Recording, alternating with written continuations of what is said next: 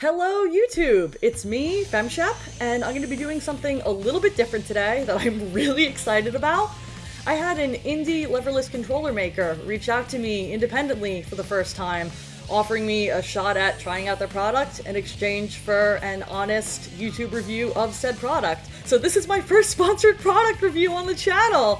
I guess I've made it, kind of. It's what it feels like. It's really, really cool.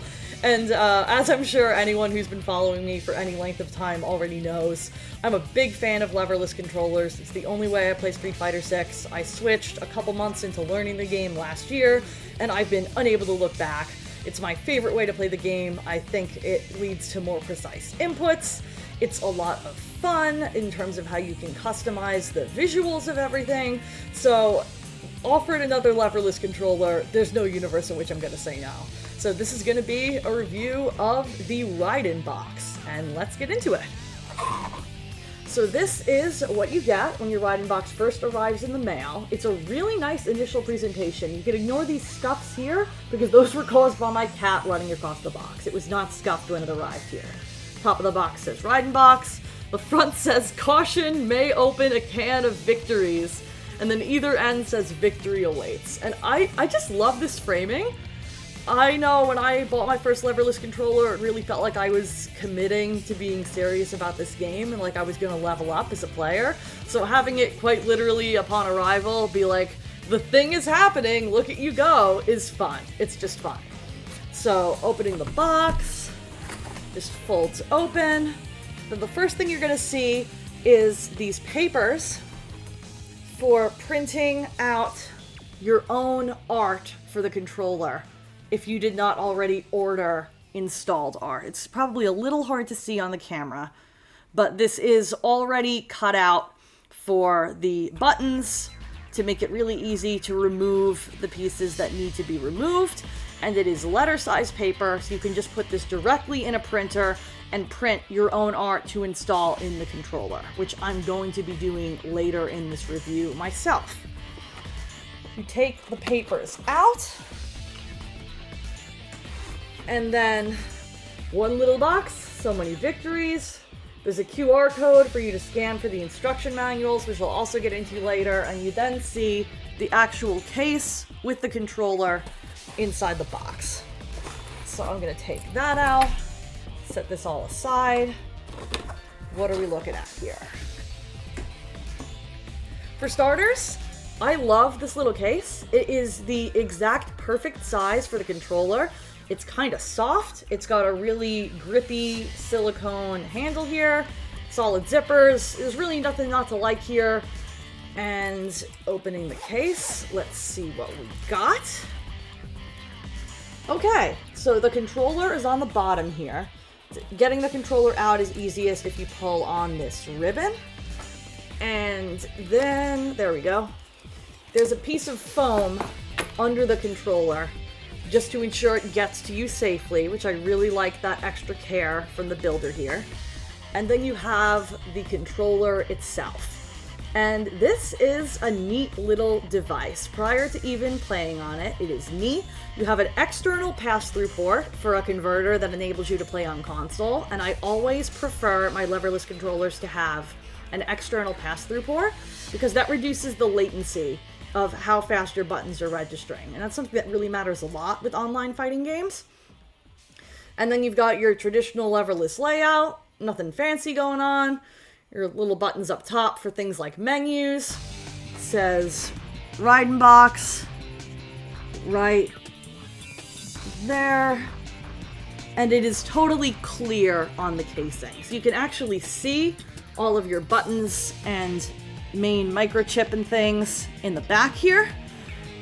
I think it would be neat if they eventually offered this clear case in colors, kind of like those Xbox controllers from the 2000s that were like neon but transparent. You could see all the nuts and bolts inside them. Obviously it's clear so that you can install your own art if you want to, which is what I'm personally going to be doing. But I think it would be cool if it came in additional colors. As far as initial thoughts on the controller, these are very clickety-clackety. You can hear that there. I think it's satisfying and fun, but there are definitely downsides to that worth considering. One being, if you play in close proximity to other people, maybe you live in a small apartment, maybe you share a dorm with somebody in college, maybe you have a spouse that likes to read a book next to you while you're playing video games, it's loud. It's definitely something that would be irritating to somebody near you. And if you're somebody who likes to conceal your inputs offline, such as locals, and you don't want somebody to hear you mashing out super, they're gonna hear you mashing out super. So you have to decide whether or not loud buttons is a pro or a con for you. I know they're going to be adding the ability to swap out the simple switches that this comes with alternate switches, in which case you would be able to change how loud and the tactile feel of the buttons in the future. But for now, what you hear is what you get. It is loud. These buttons up top are a lot quieter. It's just a little click. The only thing I don't like about these is that, I don't know if you can see, they kind of feel like they wobble a little bit to the side, like that. It doesn't feel like it's actually gonna pop out or anything, but the wobble feels nerve-wracking to me, even though it seems like it's built solidly and it's not a problem. I would prefer if these were embedded a little deeper, as opposed to sticking out this far to where you can really see that wobble back and forth on the button. That just makes me a little bit nervous. But overall, solid initial presentation. Let's see what else is in the case. Another thing I wanted to mention, lest I forget, is that this is quite a bit heavier than some alternative leverless controllers I have tried in the past. It's pretty decently thick, and it's got a weight to it, which I don't necessarily think is a bad thing. It does mean you're going to feel a little more carrying it around. It's nowhere near as heavy as something like an arcade stick, and I actually like a leverless with a little bit of weight because it means that if you're playing with it on your lap, especially at an offline event where there might not be a table, it's less likely to wobble back and forth because it's got a solid amount of weight holding it in place. So I actually like the weight of this product quite a bit, even though it's not super lightweight like a tablet. It feels very portable and very solidly put together. I don't know if all of this comes with every order of the RaidenBox, because I know they gave me everything for this. But here you go, you've got your zipper compartment up top. This is, I believe, a 6-foot cable. If you want a longer cable, it's really easy to buy a standard USB-C to micro USB cable in any store ever. I have another 10-foot cable that I might just use, but this cable seems fine. I tested it connecting the controller to my laptop earlier just to see, and it connected perfectly fine, so cable's fine. This was also wrapped up much more neatly with a little twist tie when it arrived, but I had looked through everything initially because I was so excited. So the wrapping job is on me, not on the creators of the RaidenBox. Then there are also alternate button caps. Currently, the only button caps available for the RaidenBox are clear, as we just saw, or flat white. I know they are considering adding additional colors of buttons, which would be really cool. There's also one extra switch in here in case something breaks, which I think is pretty neat. I definitely prefer the clear buttons because of the fact that you can customize the LED lights under the buttons, and then those show better through the clear buttons. I'm going to get into that a little bit more later in the review. So your button caps, your cable, your converter.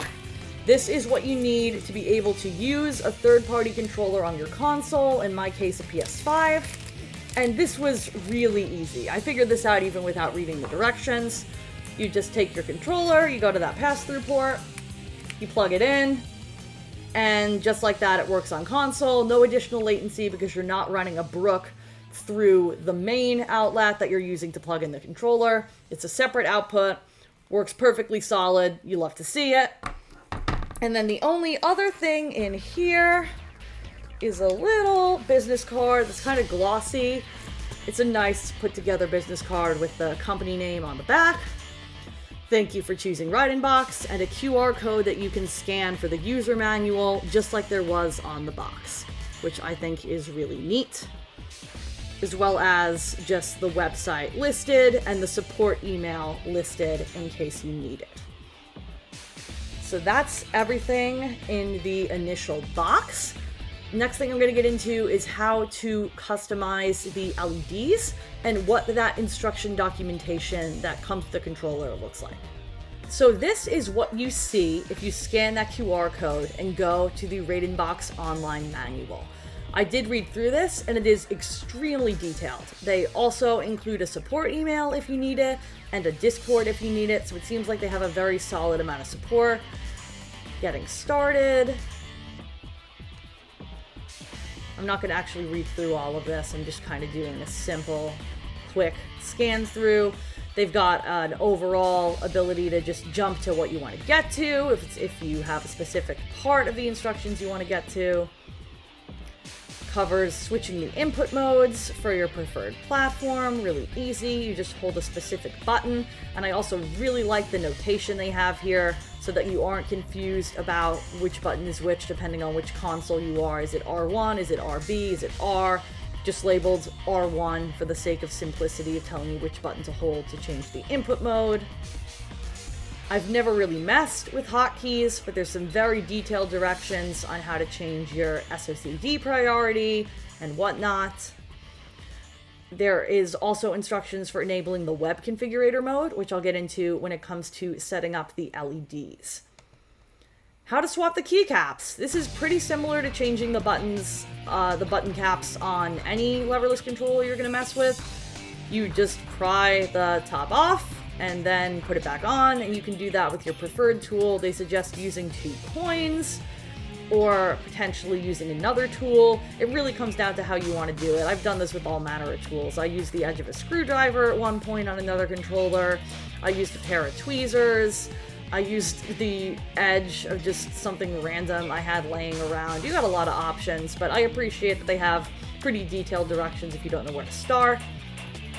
Adding the custom decals. I'm going to get into this more specifically later in the review as I look to add a custom decal to my own RaidenBox. Changing the key mapping. This is another thing I've never had a desire to do, but they're really detailed directions if that's something that matters to you. Adding built-in macros. This isn't really going to be relevant for Street Fighter 6 since you can just assign a button to be multiple buttons together in the control menu when you select your character. But there's, again, really detailed directions for how to do macros within the actual setups. Again, the SOCD setups. And this is emblematic of the only thing that stood out to me as a little bit problematic in some of these directions is that there are more than a few typos and spelling or grammatical errors. The instructions are still really clear, even despite that, but a little bit of editing would make things a little bit cleaner. This is supposed to be SOCD, not SODC, and that recurs multiple times. But even so, a typo is a typo. The overall communication is still really clean, and the directions are really helpful. And finally, updating the firmware. This is another thing I don't think I'm necessarily going to have to do, but there are really clear directions and links to the firmware you need if you do need to update the firmware. On to changing your LEDs. This is one of the only things that I think wasn't super clear in these built-in directions. It did show you what buttons you need to hold to enter the web configurator, but I feel like it could have been a little bit clearer. This is something I've done before, so I found it fairly intuitive, but the first time I tried to set up the LEDs on a GP2040 board, I was a little confused. So I'm just going to go through basically how to do this. Literally going to Google, just right out of the gate if you don't have the link, GP2040 web config. First link, pull it up. What do you want to configure? Here it'll say you need to hold down options when plugging in your controller, and that'll enable you to open the web configurator. I've already done that. You click the link. You're in the configurator. What do you want to configure? You want to make a custom LED theme, and I've also already done this, but just to show real simple, you set it to what preview layout you want. If you want it to look like your RaidenBox, it's going to be stickless. Set your menu location so that it doesn't get cut off on the screen, and then you can pick any one of these buttons and pick what color it is normally and what color it is pressed. You can also alternatively set a gradient and a pressed gradient going from one color to another, just all the way across the buttons. and then you just hit save, and you are all set in terms of setting up your custom LED theme. The thing that I think was really not super clear in the provided directions is how then to change which LED theme you are actually using on the controller. I'm going to get into that now. So this is how my RaidenBox looks now. I did all red buttons that go white on press. And these are pretty small lights. I really wish they filled the entirety of the button caps more, because it definitely looks like it only fills like part of the button. You can tell it's a small light. And I wish some of the color differentiation was more distinct. I originally wanted to do red buttons over here, then a row of orange, then a row of yellow. But the orange and yellow both looked almost green and weren't clearly differentiated from each other, even though they were very different colors on the web configurator. So I think it would be good if the lights were a little bit improved. For actually changing the light behavior, after you set your custom theme, it's not automatically going to apply to the controller. You have to hold the first two buttons here, and then press square, which is going to be this button, to change which of the LED themes you're in, because there's a couple that are automatically installed in the GP2040 board. So I'm going to switch it now. Correction, you have to hold square and triangle. So both of these buttons here. And this is one of the preset themes. It just rotates between different colors of the rainbow. Really nice. Next one. Bounces across the lights. Another bouncing one. Rainbow, you love to see it. This is a good example, though, of that lack of differentiation between colors. If you look at the yellow and the orange next to the green, I feel like this could have been a lot clearer. Some of the colors are really distinct. The red is very distinct. The purple is very distinct. But especially the yellow and the orange just didn't feel like a clear distinction. And I have done LED customization on other controllers with GP2040 before, so I know this is not related to the board that's installed, which I like a lot. I think is very solid for PC or console play. It really is just the lights in this particular controller. The lights are very bright. I wish they were bigger, and I wish they were more distinct. So on to the next theme. Next theme will be your custom theme. So now we're back to my red and white on press, and that covers the LED lights in the RaidenBox. And so we come to installing art, which there are provided Canva or Photoshop templates by the RaidenBox manufacturer that give you the dimensions you need to create art that fits inside the controller. I received a piece of art that the RaidenBox developers had already commissioned on their own time. As an example, it's Ken, because Ken is my new secondary, and all my controllers are Marissa. So I'd really love to have just one controller that's dedicated to Ken, which is why I went for the fire-themed lights there earlier. But basically, you go into Photoshop or Canva, you take your finished art and size it to sit on top of the template, you save it as a PNG, and then you print it on one of the provided papers that already have, it may be difficult to see in my lighting, but already have the cutouts done to remove the buttons so that your art sits comfortably around the buttons. There's no ability to have art on the buttons, only around. And this is designed so that if you don't order already installed art when you buy your RaidenBox for a slightly higher price point, then you can just make and print your own art at home and even be able to change out the art in the future. According to the directions, the way this is done is that you remove the screws on the back of the RaidenBox and can then slide the art in between the layers of acrylic here, which I'm going to be doing later and reporting back on how that goes. I do not have a printer at home. I think probably most people in my generation don't have a printer at home. So I'm going to be going to FedEx and just bringing the existing letter size paper that I have and seeing if they can help me out. Okay, so I am back from FedEx, and unfortunately, hello Kitty. You want to say hello?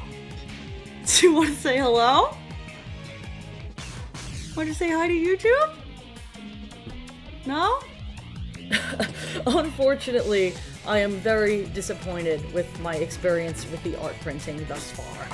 I was provided a piece of Ken art that was supposedly already pre-sized to fit the provided template to fit the controller, and I explained this to FedEx. I brought in the pre-cut papers that were provided with the product, and they went, okay, we'll go ahead and print. And there were then multiple sizing issues with the file itself, even though I had used the template. And then even after printing, these white circles are clearly supposed to be at the very edges of the buttonholes, and as you can see, they are uneven with the buttonholes. Everything was also pre-perforated on the provided paper, and the perforation was not as strong as I would have liked. As you can see, there are raggedy edges because it was very difficult to rip along the perforation without also damaging the art. I was completely unable to remove the buttons by hand, even though they are also perforated and were supposed to be easily removable. So now what I have is something that is incomplete in terms of the removable parts and is also sized incorrectly. And I'm not really sure what I was supposed to do differently either. These are the instructions that were provided by RaidenBox on how to set up the art. And it was make sure the image fits on the Canva template, export as a PNG, and then just go ahead and print, pop out the perforated bits, and put it in the box. This is the template that was provided for Canva, and it seemed fairly straightforward. Just align the image of Ken over this square that is the art. But here's the image of Ken. I put it in the square, and it does not fill the rectangle. There's this extra bit over here to where I would have to make it oversized, and then I'm cutting off the bottom or the top here because it doesn't actually fit in the recommended space. I reached out to my point of contact at the company about what I was supposed to do differently. His first line of advice was to use the Photoshop template over the Canva template, which Photoshop is an expensive program that I do not have access to. He then said to make sure that the white lines go around the buttons, but I'm not really sure how to do that on the template without setting this to some degree of transparency to be able to see through it. And his final advice was that the cut would be smoother if I used a knife along the perforations, which seems to somewhat defeat the purpose of having pre-perforated paper. I don't really enjoy having to DIY things with a product that I paid for. I imagine this art would look really excellent if I had received it already installed in the RaidenBox, which is an option, but I found this process frustrating and unintuitive. And ultimately, I drove 20 minutes to FedEx, 20 minutes back, spent like 20 minutes unsuccessful in FedEx. Thankfully, the FedEx lady saw I was unsuccessful and did not charge me for the print, but I would have been out a few dollars in addition to being out an hour and still not having the art for my box. So I'm going to make a second attempt at this, hopefully, if I'm able to figure out another way to approach this on the template and go back to FedEx. But for the moment, I'm extremely disappointed in this aspect of the product. I love the idea of being able to easily switch out the art, but I'm not sure it should even be an option to install the art yourself if you're gonna have to DIY things with an X-Acto knife and work with a template that is not correctly sized for even art that I was told ahead of time was pre-sized to fit the template. So clearly the self-installing art situation was a bust, but the most important aspect of the controller is yet to be tested, and that is, how does it play on fighting games? How does it feel playing Street Fighter 6 on the RaidenBox? So that is going to be the next thing I address, and then we'll see if I get the opportunity to do a second run at the art creation and installation process. I did also want to add, before I close out day one of filming for this review, I heard back from the manufacturer again, and he acknowledged that something was off with the proportions of either the art or the template. He's working on it, so I'm sure there's going to be progress made in making that process more intuitive. I just don't know that that's going to be fixed in time for me to demonstrate the process of printing and installing my own art by the time I'm ready to post this review. I also wanted to make sure I added that in terms of ease of use, I may not be the most accurate source for the average neurotypical gamer, because as I've discussed on the channel before, I do have dyspraxia, which is a type of neurodivergence that primarily affects my fine motor skills. It's one of the reasons fighting games were harder for me to get into than a lot of people, and one of the reasons that a leverless controller actually makes the genre a lot more accessible to me. But that does mean I might have a little bit more trouble than your average person when it comes to ripping those perforations and especially being able to get those buttons out.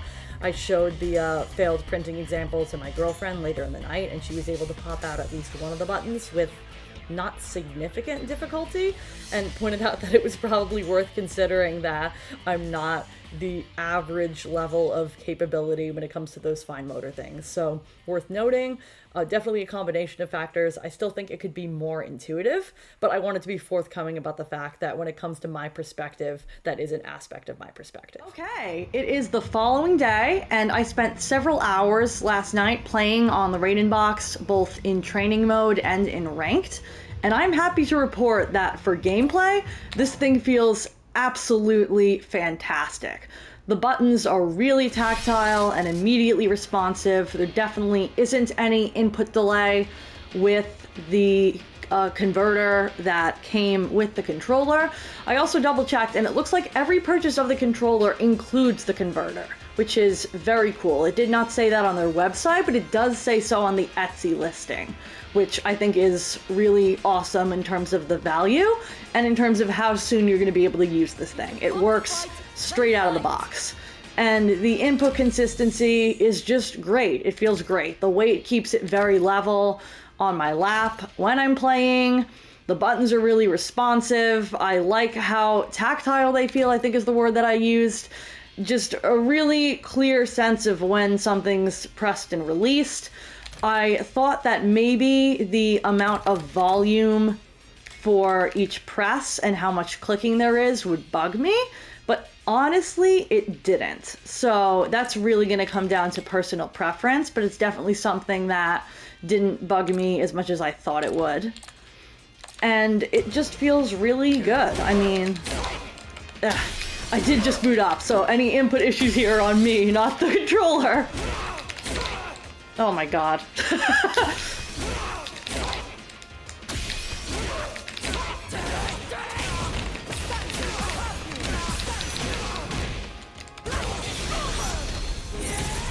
It just feels good. It works. It works immediately. It worked on the PS5 the second I plugged it in. The only hiccup I did have is that I don't have a dedicated gaming space. I play on my PS5 hooked up to my TV across from the couch in my living room. So I need a very long cable to be able to go from the PS5 all the way to my couch. And unfortunately, the 6-foot cable that comes with the RaidenBox was not long enough. It's a perfectly functional cable, it just wasn't long enough. So I just grabbed a 10-foot cable that I had laying around from a previous controller, and that worked perfectly fine. Worth keeping in mind, if you need an extra long cable, you might need to spend an extra 10, 20 bucks on buying a longer cable at Walmart, Target, what have you. It's not difficult to find a longer cable, but it's definitely worth keeping in mind. And I mean, no complaints. It just feels good.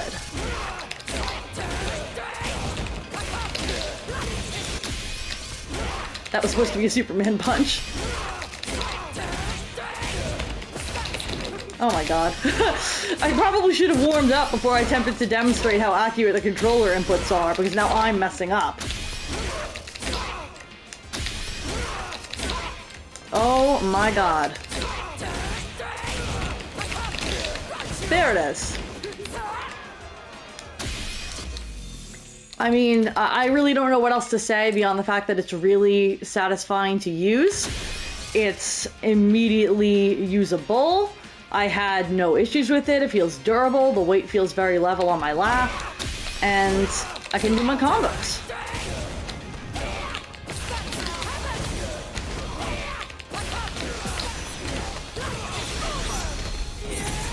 I'm just gonna switch over to Ken too, so that you can see some of those combos working just as well.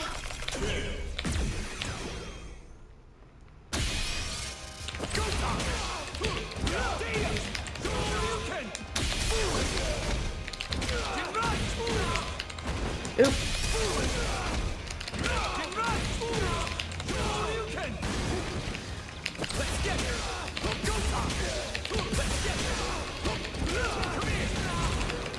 Oh my god. I've been playing Marissa.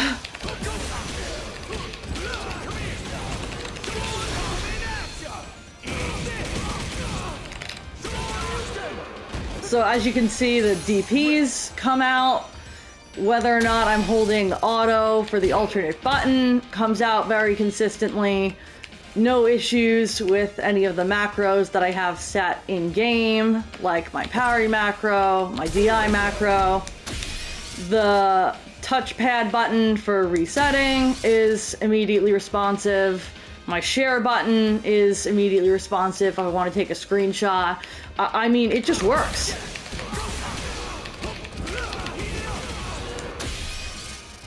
And it works really, really well. I have nothing negative to say about the actual functionality of the controller. I'm trying to think of any other combos I can demonstrate here that would be like particularly helpful, but I don't know, maybe something on punish counter that's like frame specific.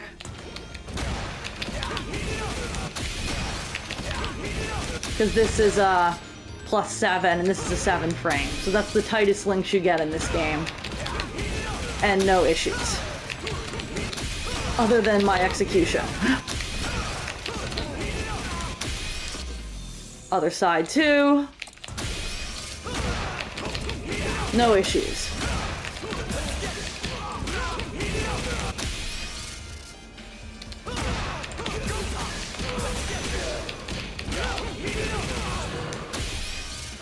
I'm extremely happy with how this feels to play on. I didn't expect to be convinced that I would want to, on my own time, play on a different controller than the one I've gotten the most used to using recently, but this just feels really good to play on.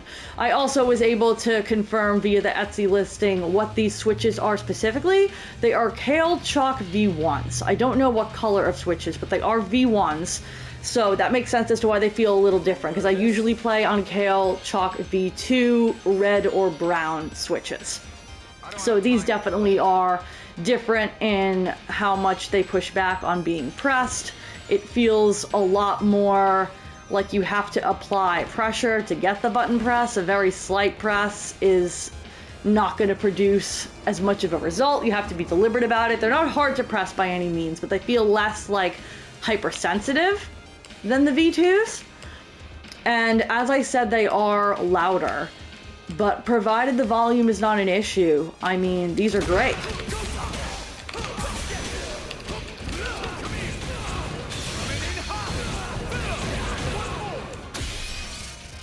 So overall, what are my thoughts on this controller? In terms of the presentation, 10 out of 10. I love the packaging. I love how branded everything is. How it immediately like congratulates you that you're about to be victorious playing on this thing. That's all awesome. The aesthetics of the controller itself leave a little bit to be desired. It's not bad looking by any means, but it would be cool if the clear case had more colors available.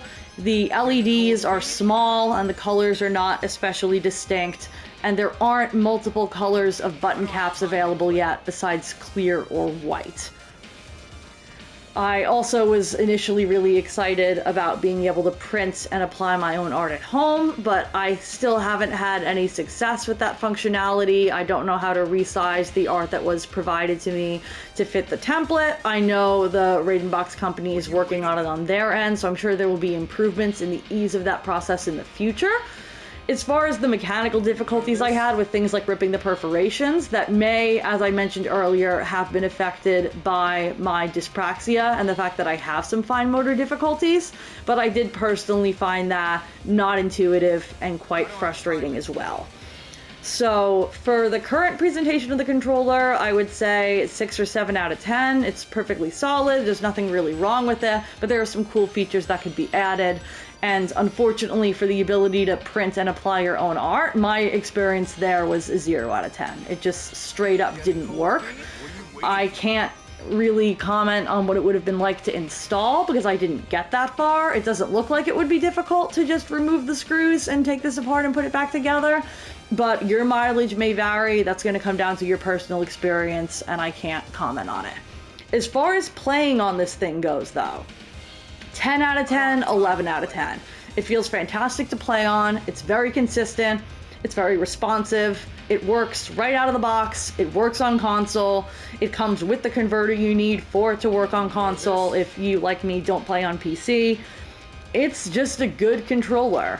And at just a little under $100 US on the current Etsy listing for one of these, I think it's a really strong potential candidate for somebody looking to pick up their first leverless controller and begin experimenting with different types of controller peripherals for fighting games. I don't have time to play. I should have mentioned in the aesthetics section, I have to give the case it comes with a 10 out of 10, 11 out of 10. It's so cute, it's soft, it's branded, it's got plenty of space, including a zippered pouch for all the things you might want to carry with it. It's really compact, it holds the controller in there really securely so it's not going to get bumped around or damaged in any way. That's awesome. So all told, I think make sure you consider all the factors. The only other potential pro or con, depending on your preference, that I can think of that's worth considering in conclusion is the volume of these buttons. As I'm recording, I imagine you can hear all the clickety-clacking happening in front of my microphone right now.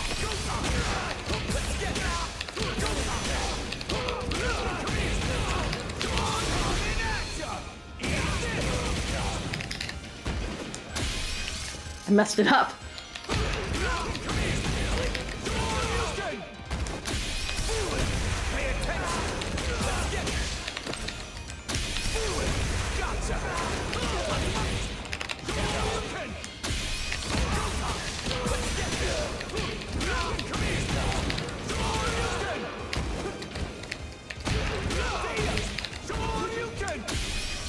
So you get the idea. I think that's the conclusion of my thoughts on the RaidenBox. I hope this was helpful to anyone considering this product and considering picking up their first leverless controller. And thank you so much for watching and joining me in my first sponsored product review. I would love to do more of these. If you have something relevant to fighting games that you would like me to test out and review on the channel, please reach out. I would love to hear from you. I would love to work with you. This was a really fun experience, and I hope it's not the last time I get to do something like this. A final big thank you to RaidenBox for providing me with a free product in exchange for an honest review. If you're interested in getting your own, it is currently sold out, but once it's back in stock, it's available on Etsy, and you can get yours now direct from Gadget Runner. I hope this review was helpful in helping you make your decision, and best of luck with all your future fighting game endeavors.